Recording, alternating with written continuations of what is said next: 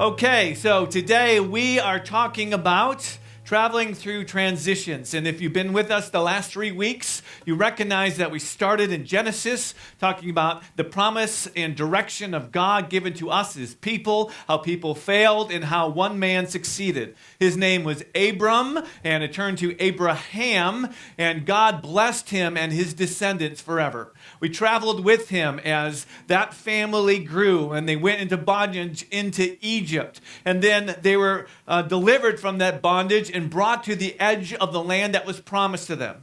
Last week, we focused in on their lack of faith and courage to move forward in God's plan. So God sent that entire generation back into the wilderness, 1 year for each day that they looked into the promise and declined to go there. At the end of those 40 years, there was 2 men left, Caleb and Joshua, and all of the next generation, where God then commanded them to go in and take possession. So this morning, we're going to look at that passage or passages in Joshua, where we're going to see some principles for us that'll help us to cross over into what God has for us. At the end of the service, we're going to talk about remembering well, and what we've done and what we've been through and what God has created in Mosaic as we journey forward as a tribe into the next chapter God would have for us. So hopefully you can stay with me throughout the entire service. At the very, very end, we're going to receive communion together. So if you do not have yet those supplies, go ahead and get those ready to go. Okay, so here's the story picking up from Joshua chapter 1, verse 1. Okay, here we go. After the death of Moses, the servant of the Lord. So Moses died as well, and now the baton was passed to his apprentice named Joshua. The Lord said to Joshua, the son of Nun, Moses' assistant, Moses, my servant, is dead. Now therefore, arise, go. And that's the point. Arise, go over the Jordan, you and all this people, into the land that I'm giving to them, to the people of Israel. Okay, so he commanded them at this point. We are going now. Arise and go. This generation was prepared. They were ready to believe and continue to follow God and his promises. And so when he says arise, which tells us that we are in a settled or a sitting position, and it's going to require some energy and effort. You have to arise. Just because God gives us a promise doesn't mean that we grab onto or possess that promise. We have to exert effort and energy in following God and following his plan. So he says, get up. It's time to get up. It's time to get moving. Arise and go forward, okay? And so this is what God tells us when it's time. Clear direction in preparing our hearts. Are we going to trust him and his promise? And then we have to get up and we have to move. And sometimes people don't move again because they're comfortable wanting to be where they are. And so God tells us, hey, get up and move forward. So that command went out to the people and to Joshua. Let's continue to read. He says now, here's a promise, okay? And these are the promises, and this is what he promises, and he promises us going forward. Joshua 1, chapter 1, verse 3.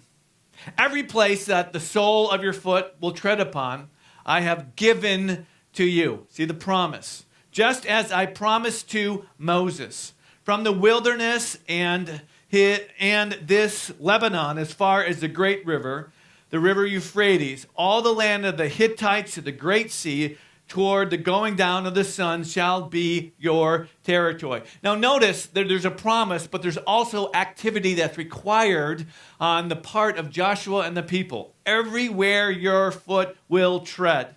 This is yours, but you have to connect and you have to give yourself over to God's plan. God just doesn't take it and hand it to us in a platter, but he asks us to partner with him in what he's doing. Again, formation is more important than destination. So he's forming in us the image of his son.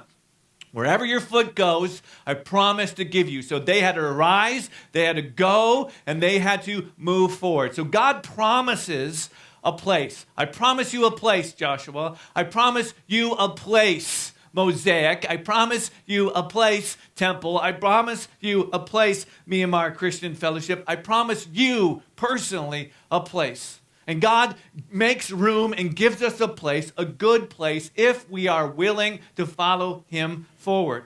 Now, here's another promise that is in verse 5. no man shall be able to stand before you all the days of your life. So not only does God promise a place, he promised his protection. He says, listen, I'm going to fight for you. I'm going to give you this land, and no one will stand before you all the days of your life. I will protect you going forward. And that's good to know, because often when we move forward, it's full of fears and what's going to happen, what's going to take place. We like the familiar because it's stable and it's known. God, again, always calls us forward into the unknown based upon what we know of him. Okay? So if you know God, you can trust God. And if you trust God, you will follow after God. And God gives us promises. And will we trust him not only for a place, but also that he will go with us and provide protection. So God gives that to his people. And if God calls you forward in something, he will be with you and he will provide protection. Okay? Let's continue to read. Just as I was with Moses, so I will be with you. I will not leave you nor forsake you. So the third promise is this. God promises his presence. He's not just sending this out there and saying, good luck, boys. I hope this works out. He says, I'm giving you a place. Now you have to move, right? You have to march forward. I'm giving you my protection, okay? And I'm giving you my presence. I am going to be with you in this. I'm not going to leave you nor forsake you.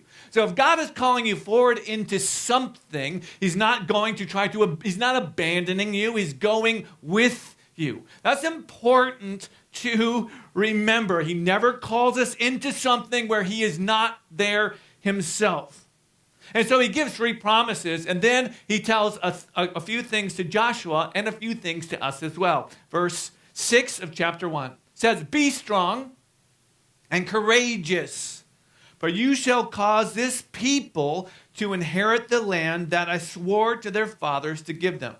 Only be strong and very courageous. Okay? The command here, be strong. That means continue to go forward and continue to stand your ground. In order to take new ground, in order to transition into new things that God would have for you, you need strength. And he tells us to be strong, but he also empowers us to be strong. And you'll see this in the New Testament as well. God says, stand therefore, be strong. Okay? And so there's a strength that's required to go forward. And he says, be strong in this. Don't be afraid. And then he says, be courageous, and then very courageous.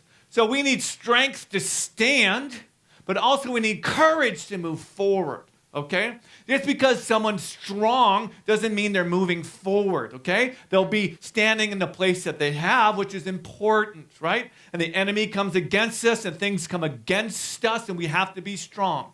But in order to move forward, to take new territory, you have to have courage and great courage. So we have promises and presence and protection. We have all of these things that requires us to move, which requires strength and requires us to have courage, great courage to move forward. So in order for you to move into the thing that God is calling you forward in, you must have courage. That I'm going to take this step. I'm going to take this another step. I'm going to move based upon what is promised and what I believe is ahead of me because of the character and knowing God. So God tells this to Joshua, and he tells this to those people. And God tells us the same thing as we look to go forward into the future that is given to us. Be strong, have courage, move forward, move out. And then he gives some important instructions and more defines what he's talking about as we need to being strong and having courage. Here we go. Verse 7, that second part of this. Be careful to do according to all the law that Moses, my servant, commanded you. Do not turn from it to the right hand or to the left, that you may have good success wherever you go. This book of the law shall not depart from your mouth, but you shall meditate on it day and night, so that you may be careful to do according to all that is written in it. For then you will make your way prosperous, and then you will have good success. Notice what he says, all right? Be strong, be courageous. I'm giving you a promise. Now be careful. Be careful of what? Be careful that you don't stray away from the Bible, the written word of God. Okay, you're being strong, you're being courageous, so make sure you're on point. Make sure you're walking within the word of God, those confines. Because as we go forward, we can stray and get abusive. As we go forward, we can stray and get too lax. As we go forward, we have to stay within the road, per se, that God is directing us. Stay within the confines of my word. Remember it. Meditate on it, right? Just isn't just reading it once. Oh, yeah, I remember. No. Think about this. Bring it back. Put it back into your memory. This is what remember means, putting it back in your memory. Remember these things. Do not stray from them. Do not let them depart from your mouth, all right? And be careful to do according to all that is written. It's more than just knowing, and we have to know, right? But we have to put our knowledge into action. This is what matters. This is where it counts. So as you and I and as we together move forward, we have to be careful that we're walking within the bounds of God's word, that we are loving people, that we're honoring people, that we're using wisdom, that we're focusing on God and his glorification, that we're walking within these confines. God is not going to ask you to do something that's outside of his word. Right? That is never going to be the case. That is why it is important to understand what's in this. It's why it's important to have personal time in the Word. And this is why it's important that we walk in these things. Knowing the Word of God and doing it are two different things. Okay? And so he says, hey, when you go, just be careful to meditate on my word, to walk within his confines, and to move forward according to what is written there. If you do this, you will have great success. If you do it, okay, this will be a successful endeavor. So it's important for us to remember, God, what are you saying? God, how can I best honor you? God, how is your spirit telling me to move forward here? And take time to discern. If you do not, take time to look and walk in that spirit. So God gives us these directions as well. And at the very end of this recommissioning to these people, God sums this up and says this in verse 8. Have I not commanded you? Again, be strong and courageous. Don't be frightened. And do not be dismayed. And believe me, you'll feel both of those things. Fear and being dismayed. Believe me, I've felt some of these things as we are endeavoring to go forward.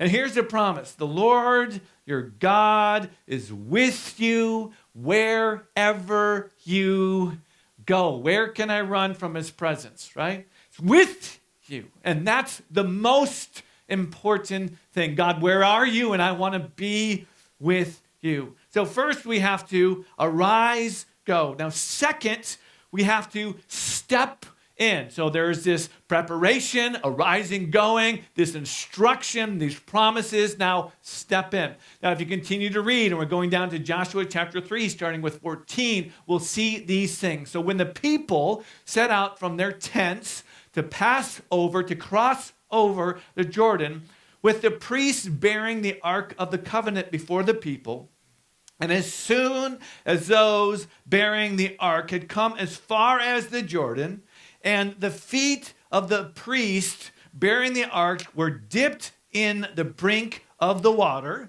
Now, the Jordan overflows all its banks throughout the time of the harvest.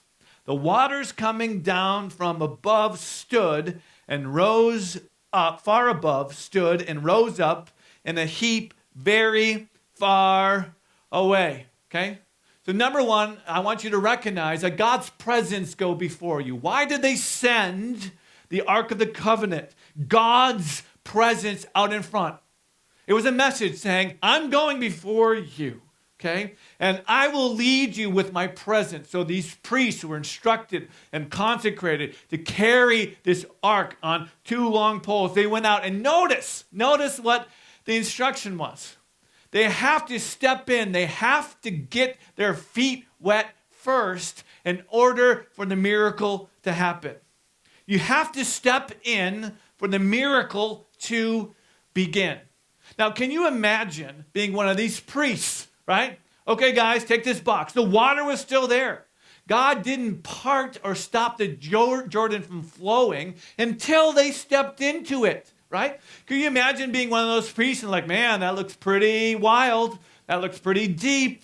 I don't think we can do that, right? God didn't stop the river before he told them to start moving. He says, start moving and then I'll stop the river. So they got in and they were in. I don't know how deep they're in, but they had to stand in the river. So can you imagine these men standing with the very presence of God with them, standing there? And notice what it says, that the waters coming down from above stood and rose up in a heap very far away. So here they are standing in faith, right? And the water was the same. But as they stood there by the command of God, all of a sudden the water level started to recede and recede and recede and recede. Can you imagine that? Right? You have to step in for the miracle to begin. You have to move, right?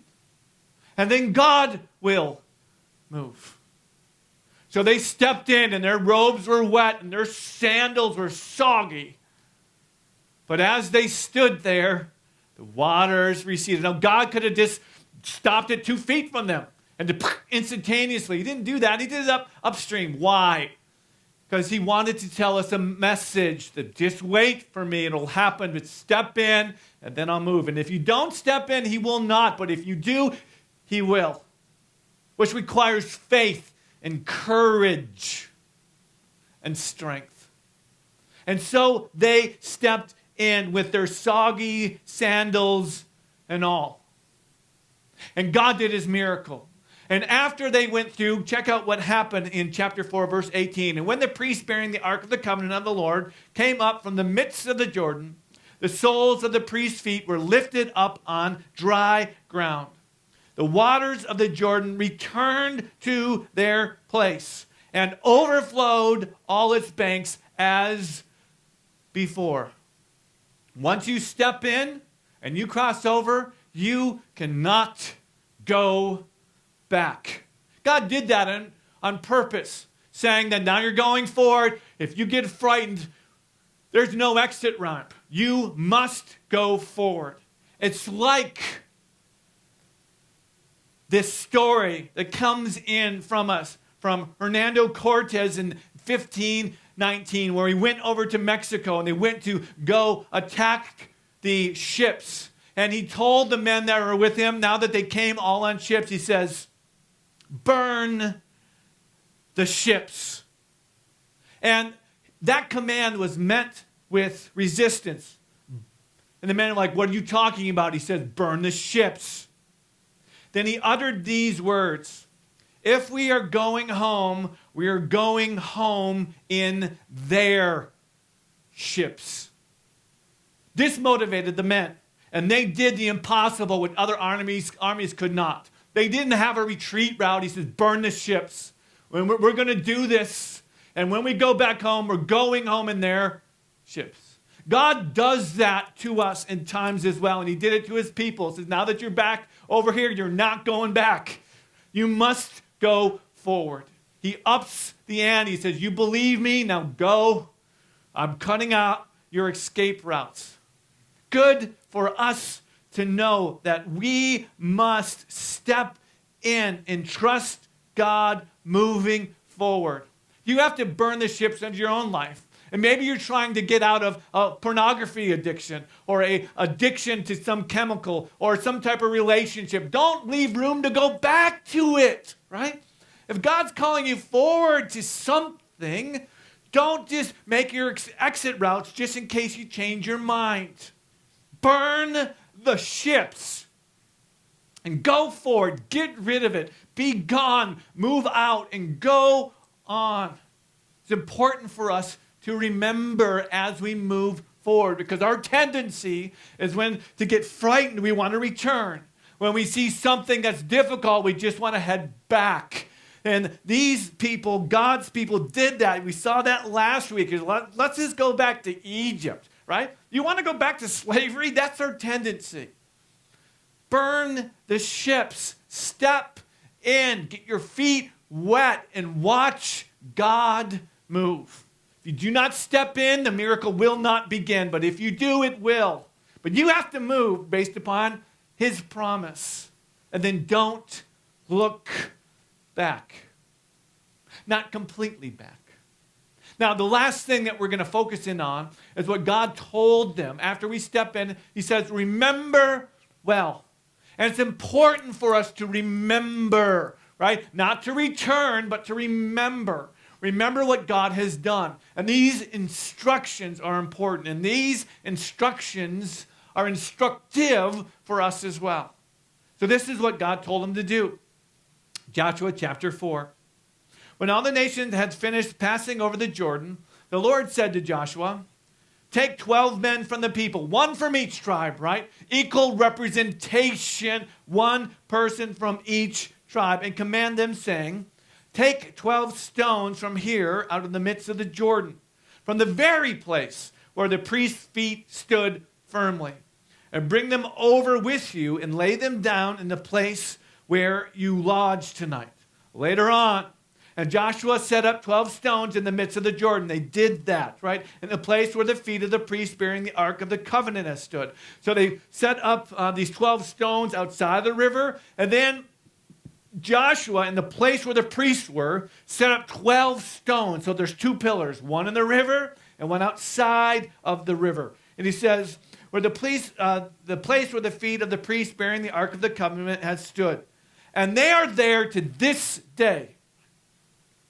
And those 12 stones, which they took out of the Jordan, Joshua set up at Gilgal. And he said to the people of Israel, when your children ask their fathers in times to come, what do these stones mean? Then you shall let your children know. Israel passed over this Jordan on dry ground. For the Lord your God dried up the waters of the Jordan for you until you passed over. As the Lord your God did to the Red Sea, which he dried up for us until we passed over, so that all the peoples of the earth may know that the hand of the Lord is mighty, and that you may fear the Lord your God forever. This is important. He said, I want you to remember what I done. Told them to set some stones, 2 sets, right? One on the outside and one in the middle of the river. Right? Now these waters passed over the river, but at low times where the waters receded, where it was the hottest, these rocks would rise out of the water. That's the place that God helped us. We need to remember that when the waters are low. When the waters are high, okay. But when they're low, that's it. That's when God helped us. He said, put these here in the land. Why? Because it will spark questions in future generations. It's saying, what does this mean? What do those stones mean? Let me tell you what those stones mean. Let me tell you what God's done. Okay.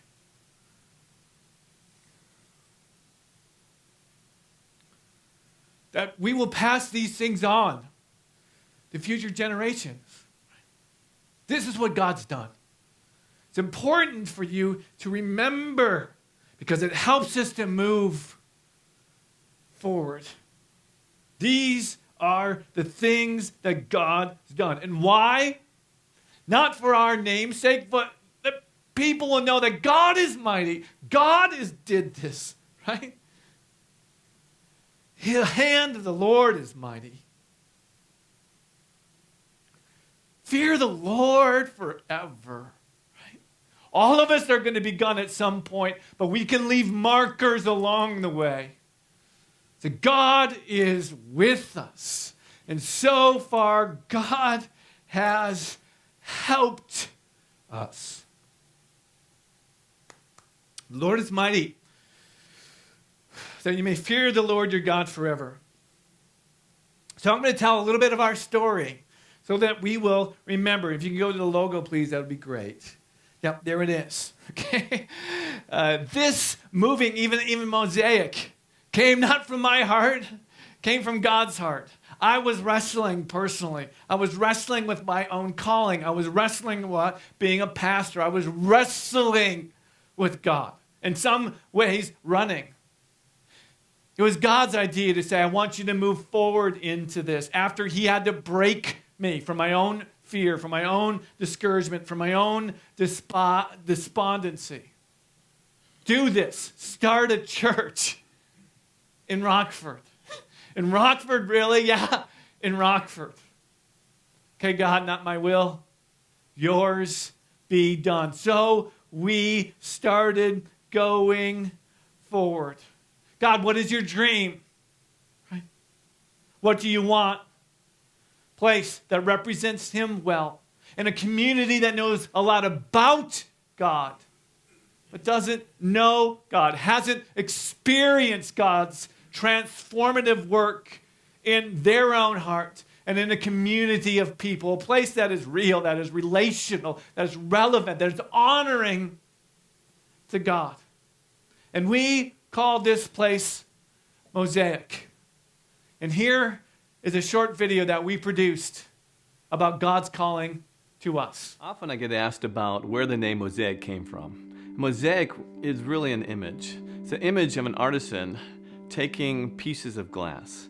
They start out with an image of what they want to create, and they go to their workbench and they pick out select pieces of glass with certain colorings and certain thicknesses and certain shapes, and they form it by cutting a little here and cutting a little there and shaving off a piece and breaking something off. Just like each one of us, we come with our unique beauty and our unique giftedness, and God shapes us, and we're broken, yes, and we are, have chips off here and there, but he uses these things and he puts us exactly into place and exactly in a position that he wants us to be.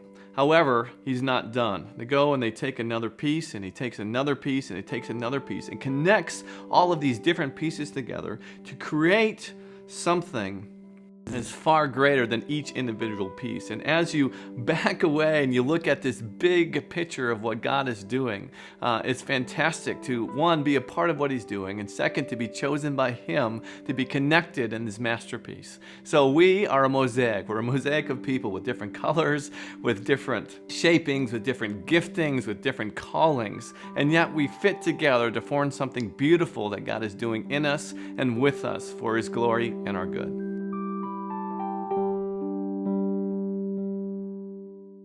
That is an illustration of what Mosaic is meant to be. That God puts pieces and shapes us and forms us and connects us together. And each piece matters, and each piece is significant. I'm grateful for your part in this great mosaic, this stained glass. And God puts us together, and as we look at what he does together, we see this beautiful image of God's community that looks like his son. And we are continuing to build this up in a new form, in a new place. But God continues to do that because he is the greatest of all artisans. And he does it on the palette of our hearts. He does it in the context of community. He does it and shapes us and then connects us. Says, oh yeah, look at this.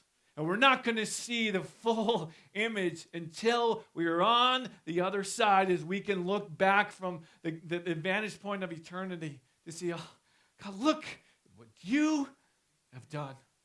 Thank you for allowing us to be a part of this. And he called us to make a difference together. And I have a little rock that everyone can have, and if you want one and you're far away, we'll send you one, okay? That's a stone of remembrance. It says, Mosaic, making a difference together.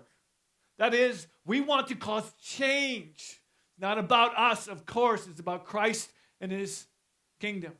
It's about this community. It's about the nations, that we are going to make a difference. We're not just going to be the frozen chosen, grateful for all that we have and trying to protect it. No, not at all. We're going to take what God has given to us, and we're going to connect it to the greater world, because God is on a mission, so therefore we are missional in following him. We are going to make a difference, that this community and lives around us would be marked because of connection to the living God through the hands and feet of his people. And we do this not isolated, but we do it together, making a difference, period. Together, period. Together in the context of family, in the context of community. And we've done just that over the last 13 years. We started meeting in homes. God, you're leading? I don't know. We want to follow, so how do we do this? I don't know, but let's step in. Let's arise, go. Let's take some steps and see what happens. And so we took some steps. And then we formally met as a congregation. We met at the YWCA here in town, a place that opened their doors on a Sunday night. This happened, our first service, on an Easter Sunday, April 8th, 2007, when I was still a baby. Right? Everyone was volunteering. Everyone was trying to figure it out, but we just trusted God. God, we trust you. God, you've called us to this. God, and I reminded him many times, God, this is your idea. This was your idea. This wasn't my idea, right? And so we moved and we set up shop and says, okay, God provided for us a trailer, which we still have today. And I remember at times going and loading it up with sound equipment. Where are we going to get it? I don't know, God. We're trusting you. He provided speakers. He provided a little box that we still have today to run our sound. He provided us those things. And I remember being out there in the middle of the winter with the locks were frozen and we're trying desperately, being pulled by a rusty old Bronco. Remember this? Right? And lighting the locks to try to get them to melt, to open them so we can open the trailer so we can get our stuff up and set it out and praise God and connect to the community and plan about the future. And put it all back again, Rob says. Yes! We had no idea what we were going to do for worship, right? How about videos, right? And so we did that, and God says, yeah, we're going to make some changes here. And so there was Tom Clonaghy, our drummer, says, hey, I know someone that might be able to help us out. And they had a conversation, and Rob tells us you should ask him. So I made the call. He's like, every Sunday, right? Every Sunday. He said, well, maybe every other. And God provided us Rob and his wife, Laura, who never ran sound or barely anything. And they came in. And they fell in love with the heart because I believe he felt God's presence was there and believed in this. And we've been together all of these years since that point. And so many have come and be a part. That's God's provision. We didn't know. We didn't have a worship leader set up. We didn't have a location set up. We had zero equipment. We didn't have any of that. And his promise was that I will give to you what you need when you need it.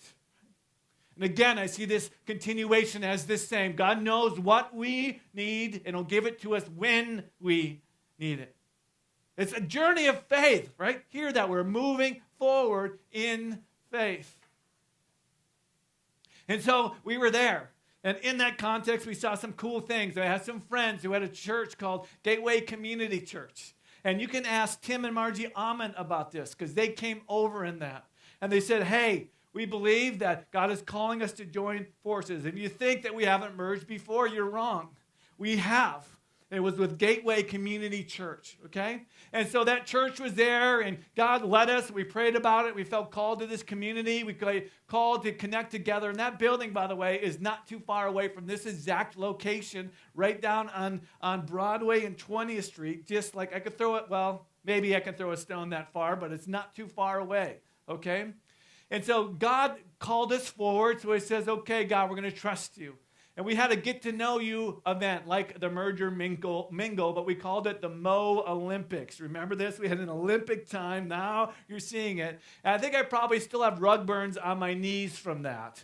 And we got together, played these games, we prayed together, and it was a beautiful moment. And then we came together. So now we had to figure out, well, we're outgrowing the YWCA. How is this going to work? Now we have a new building. We looked at the building. Yeah, I don't think this is going to work. 12 parking spots. Maybe we had to put a ton of money into it. And we came to a place that said, you know what? This is not going to work. And so then we're like, well, don't know what to do. But God, we look to you. Will you help us? Made some phone calls to different places, different churches. Nothing was coming together. And there was one place in a very affluent neighborhood that says, yes, we will be able to possibly rent you space with us. And we were in the very week of signing that contract when my phone rang from a phone call I gave to a place called Forest City Fellowship. And they said, hey, this is 3 months. I made this phone call 3 months before there was an answer. The very week right before we were supposed to sign a different contract in a different place. And by the way, that building no longer exists. Right? God provided for us. God protected us. God directed us. We were just moving forward. We were just following his command. And that very week, the phone rang. Hey, Forest City Fellowship, it's Amanda, will you come down? We want to get together. We just want to pray and see what the Lord would say. And if the Lord is in this, we'll start working together. Simple as that. So we got together that very week. We prayed. God's presence was there. All around the room, there was an affirmative, this is what we need to do. They said, that's all we need to know, and we'll work out the details. And they completely undercharged us, right? And said, this is all we got. They said, that's okay. And God provided for his plan based upon his promise, right? Because we decided we're going to move forward. And we got into this place going from a trailer, and now we have nurseries. Now we have an office. Now we have internet and copiers and a building and places to put our stuff. And we were so grateful. In the very community that we believe God called us to. I couldn't orchestrate this. You can't orchestrate this. But God can. And God does. So we continued to do ministry here, making a difference together. And it took the form of outreaches, right? Let's do a VBS, a Vacation Bible School. And we did them, right? Year after year with a very small patch of ground with asphalt and in a neighborhood. We called to the kids. We went out to the community. How many times did we canvass this community? We'll go out, put our tennis shoes on, get our water bottles, get little maps, grab these little flyers, go door to door. 1 time, 5 times, 10 times, 20 times, year after year after year. We know this community pretty good because we've walked it, we've prayed over it, we've invited people. And people came, right? Kids came to know the Lord, people of all types of colors. And it was beautiful and is beautiful. Played basketball, did cheerleading, had Mega Man and Mega Women. It was pretty marvelous. Right? We worked hard, we sweat, we bruised ourselves, but God continued to grow. And out of that came a ministry called Middle School Madness. What do we do with these kids now? I don't know. Well, they're 5th graders and 6th graders. What do we do next? Well, let's do something for them. So upstairs, Middle School Madness, right? Which later transformed into Blue, which is our youth group, Believers Living United Every Day. And that ministry moved forward in tons of activities, and my kids grew up in here, and Sydney grew up in here, and people grew up in that, believing that God called us together to make a difference together. There were community picnics. There's other flyer distributions. We've done the Great American Cleanup. We said we need to practically make a difference here. We're claiming his word, but also saying that we care. So we picked up trash year after year after year, in the rain and in the snow, picking up trash, and the community says, this church is making a difference. Who are these people that just aren't come and see, but they're go and show? Right? We did lawn bag giveaways. We did light the nights to our community. We're going to continue to do these things where the community came out and what is this place who would do this? And we loved our community. What was that? Yeah, I'm getting there, right? It says the garage sale. Oh, yes. How can we ever forget about the garage sale giveaways? It's a good plan. We started at the Gateway Community Center. We just gathered some stuff and gave it away for free. People heard about it. They came. We continued to do that. Our last one, we had 1,200 people show up, starting at 6 o'clock in the morning, filled up this whole entire building with stuff from top to bottom. We had semi-trucks outside holding the stuff. And we had a line around the building. And Rob and the band says, well, we might as well, play some music. So they just sat there and played in the heat of the day, ministering to people. And we fed people. And we loved people. We've done these things year after year, putting feet to our belief, right? Started food pantries, done a tutoring club. Said, we want to help this community. What can we do? This is how we can help these children come to the Lord, be connected to adults, learn academically. So we stepped up and filled this building on Wednesday nights to care for our community. We helped with the Pregnancy Care Center house, by the way, which was owned by Temple Baptist way back in the day. We completed a room up there for a pregnancy care center. It's one of the first projects that we took on. And now we're going back to a place where God called us initially to start. Do this here. By coincidence? I don't think so. We helped with the Magnuson House, the big blueberry down the road, which stands there to this day. Blue colors, and I remember that. And from that, Alan's dad came to know the Lord right before he died. We'll see him on the other side because of those sacrifices. We can partner with other churches doing a Project 1013 here.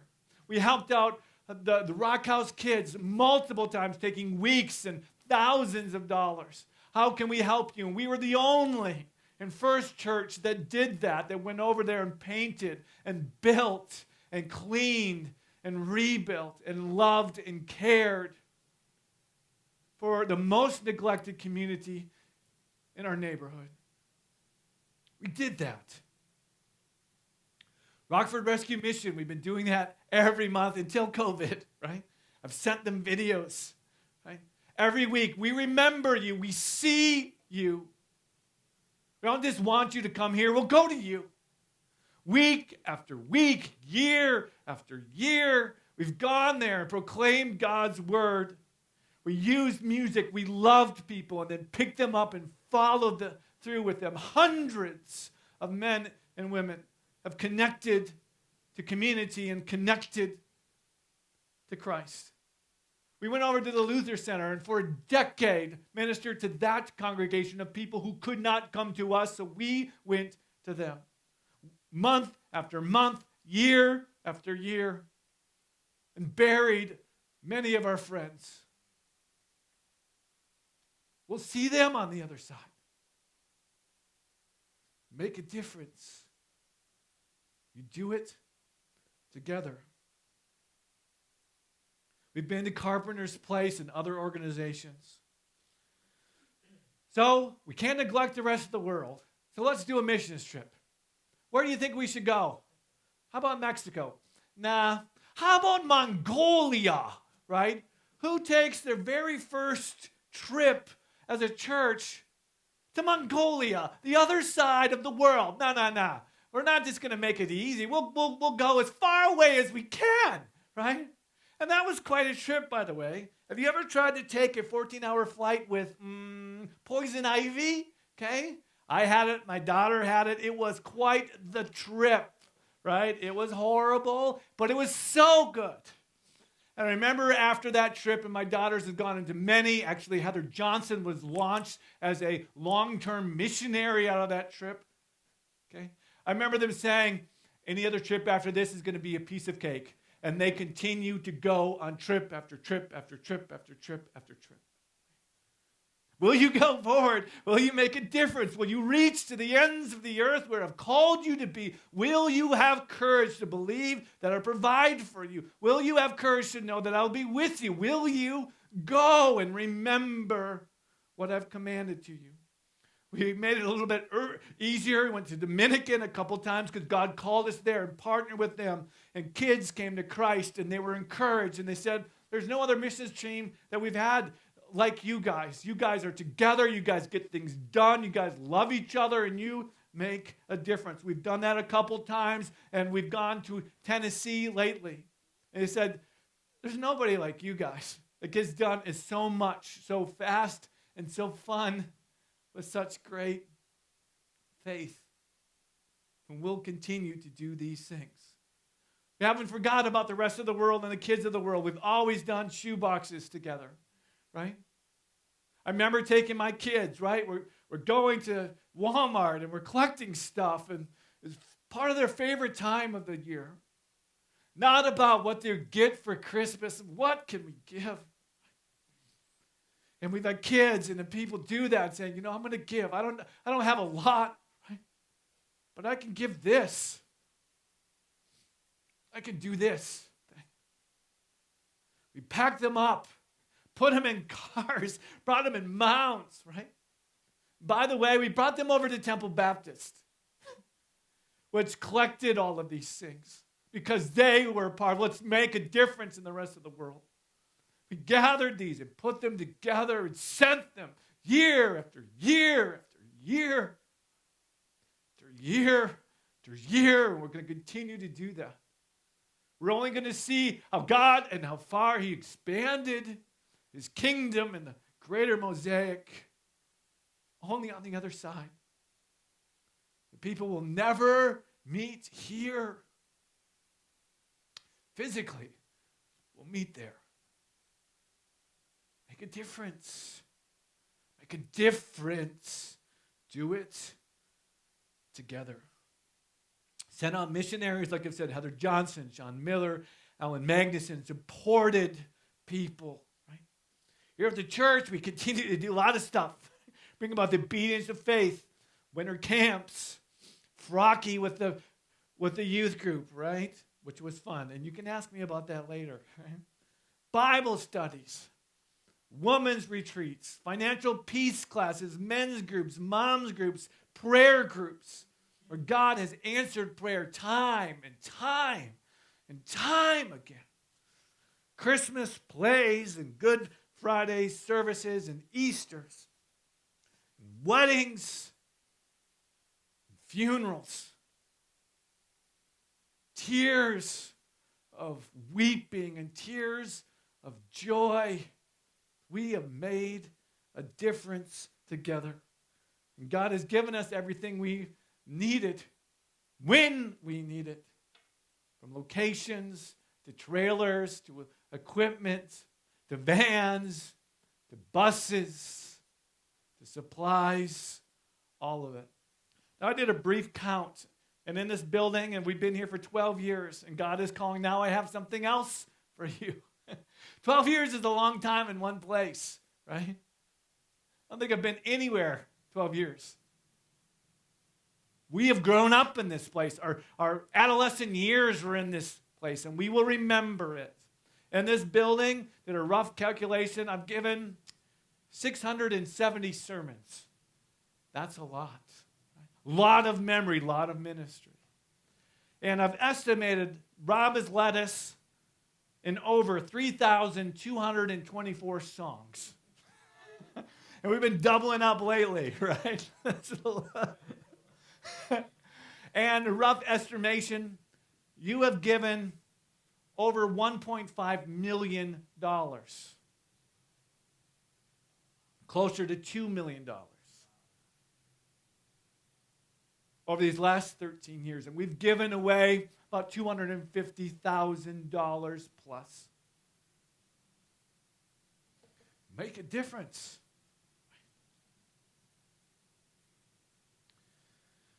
We've asked you for three words. And if you can put this up.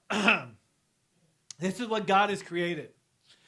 And maybe can you zoom up on this maybe? Just get a little bit closer. So the words that came in, and so the smaller words, and we're going to put this up, excuse me, on our Facebook page. You can download it, all of this stuff, so you can have this image. We had a couple big ones. We're going to get them framed that remind us of this. So the smaller words is what you said. This is what Mosaic is about. There's words like fellowship, that's and movement, like giving, it's spiritual, courageous, love of Christ, missional, enduring, knowledge, growth, exuberant, of real and relational, look at that, wonderful and warm, grounded, mercy, selfless, servant-hearted, loyal partners, enjoyable, persevering, outstanding, trustworthy, Christ-centered, bold, sacrificial, Spirit-led. And then more people wrote in these, as the words get bigger, more people said, yeah, we're that way. We're of truth. And it's been amazing. It's a cozy family full of faith, right? We've had fun. It's beloved. We're humble. We're helping. Joy-filled. Authentic. Full of grace. And then coming from that, truth, accepting, serving, community, friendly, compassionate, love and loving family. It is, and we are family. Family that loves together. Family that leans on each other. Family who learns together. Family of faith that look like PhDs to dropouts. That has the colors of the spectrum, but the heart of Christ. And we will continue to move forward in God's promise that He will not leave us nor forsake us. He'll give us a place. He'll give us provision. He'll give us protection,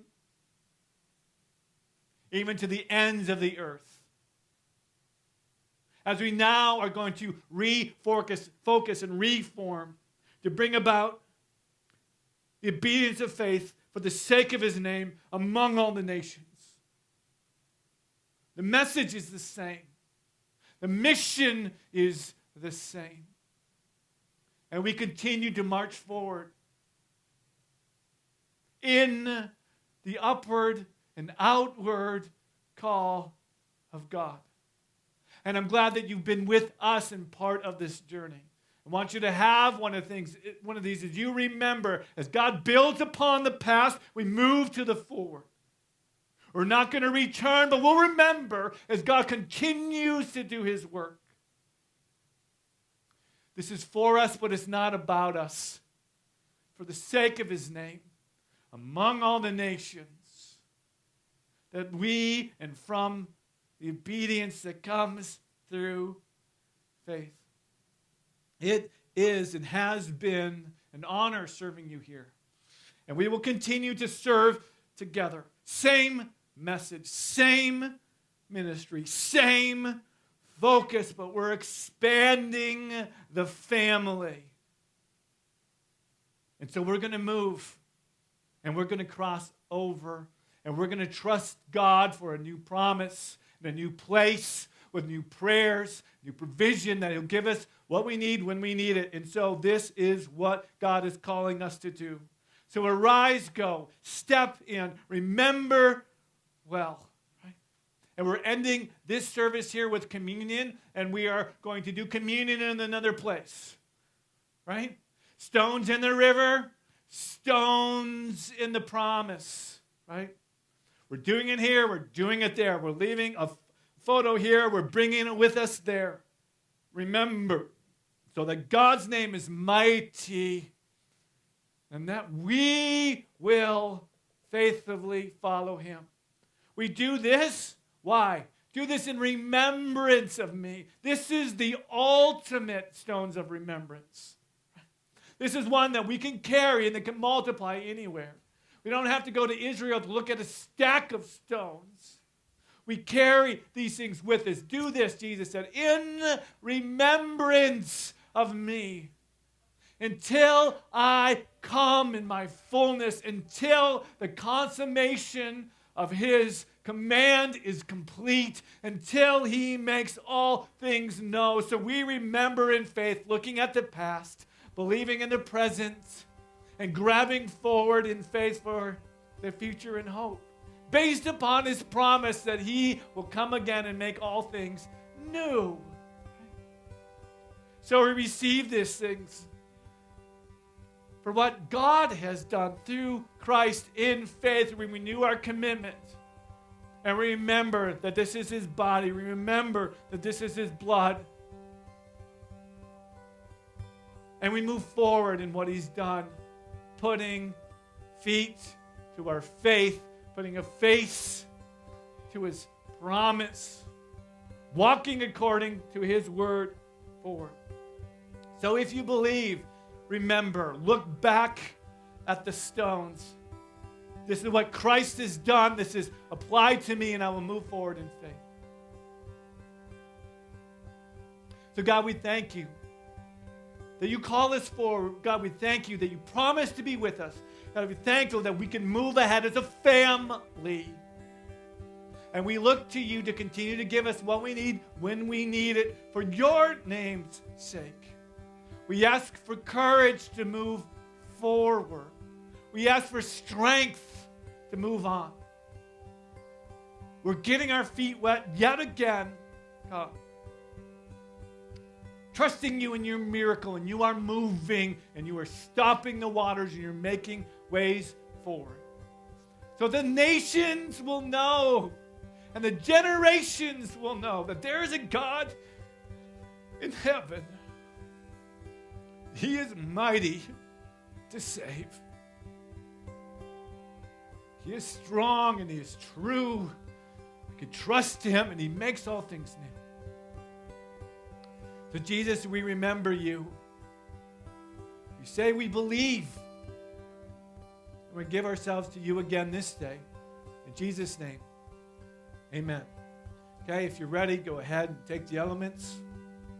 And we'll conclude in song.